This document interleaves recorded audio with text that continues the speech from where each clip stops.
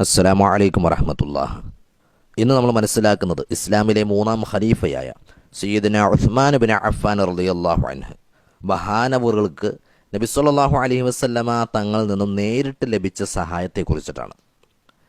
الناعلة بنت الفرافسة الكلبية امرأة عثمان قالت لما حصر عثمان ظل اليوم الذي كان فيه قتله صائما فلما كان عند إفطاره سألهم الماء العذب فأبوا عليه وقالوا دونك ذلك الركي والركي في الدار الذي يلقى فيه النتن.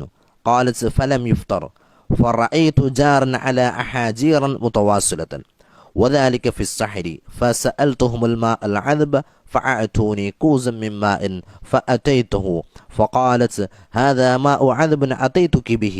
قالت فنظر فإذا الفجر قد طلع فقال إني أصبحت صائما. قالت فقلت ومن أين أكلت ولم أر أحدا أتاك بطعام ولا شراب. വഫാത്തായ നബി സല്ലല്ലാഹു അലൈഹി വസല്ലമ തങ്ങളിൽ നിന്ന് നേരിട്ട് സഹായം ലഭിക്കപ്പെട്ട ഭാഗ്യവാന്മാരിൽ പ്രമുഖരാണ് സയ്യിദുനാ ഉസ്മാൻ ഇബ്നു അഫ്ഫാൻ റളിയല്ലാഹു അൻഹു. ഇസ്ലാമിക ചരിത്രത്തിലെ പ്രസിദ്ധവും ദീർഘവുമായ സംഭവം നമുക്ക് ചുരുക്കി മനസ്സിലാക്കാം. ഇസ്ലാമിൻ്റെ മൂന്നാം ഖലീഫയായ ഉസ്മാൻ ഇബ്നു അഫ്ഫാൻ റളിയല്ലാഹു അൻഹുവിനെ ചില തെറ്റിദ്ധാരണകളുടെ പേരിൽ രാഷ്ട്രീയ കലാപകാരികൾ ബന്ദിയാക്കുകയും അങ്ങനെ 40 ദിവസത്തോളം വീട്ടുതടങ്കലിൽ പാർപ്പിക്കുകയും ചെയ്തു. ഷഹീദാവുന്നതിൻ്റെ തലേ ദിവസം സയ്യിദുനാ ഉസ്മാൻ റളിയല്ലാഹു അൻഹു നോമ്പിലായിരുന്നു.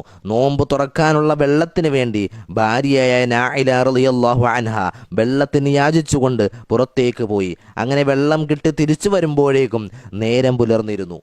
വിഷമത്താൽ മഹദി കണ്ണീർ തുള്ളികൾ പൊഴിച്ചപ്പോൾ മഹാനായ ഉസ്മാൻ റളിയല്ലാഹു അൻഹു പറയുകയുണ്ടായി, فقال إني رأيت رسول الله صلى الله عليه وسلم اطلع علي من هذا السقف ومعه دلو من ماء فقال اشرب يا عثمان فشربت حتى رويت ثم قال ازدد فشربت حتى نهلت ثم قال أما أن القوم سينكرون عليك فإن قاتلتهم ظفرت وإن تركتهم أفطرت عندنا. വിഷമത്താൽ മഹദി കണ്ണീർ തുള്ളികൾ പൊഴിച്ചപ്പോൾ മഹാനായ ഉസ്മാൻ റളിയല്ലാഹു അൻഹു പറയുകയുണ്ടായി, നീ വിഷമിക്കേണ്ട, എനിക്ക് റസൂലുള്ളാഹി സ്വല്ലല്ലാഹു അലൈഹി വസല്ലമ തങ്ങൾ മച്ചിമ്പുറത്തുകൂടി വെള്ളം കൊണ്ട് തന്നിരുന്നു.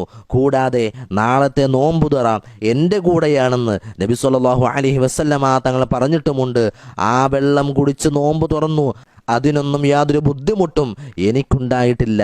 അങ്ങനെ പിറ്റേ ദിവസം മഹാനായ സയ്യിദുനാ ഉസ്മാൻ ഇബ്നു അഫ്ഫാൻ റളിയല്ലാഹു അൻഹു കലാപകാരികളുടെ വാളിന് ഇരയായി ഷഹീദായി.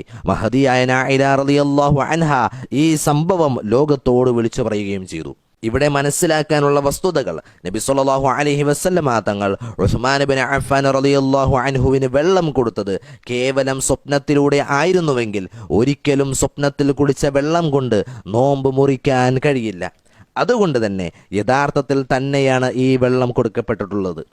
ഈ അത്ഭുതം ഉളവാക്കിയ മഹാസംഭവം നൂറ്റാണ്ടുകൾക്ക് മുമ്പ് കഴിഞ്ഞുപോയ ഇമാമിയങ്ങൾ അവിടെ ഗ്രന്ഥങ്ങൾ വിശദീകരിച്ചതായി കാണാം.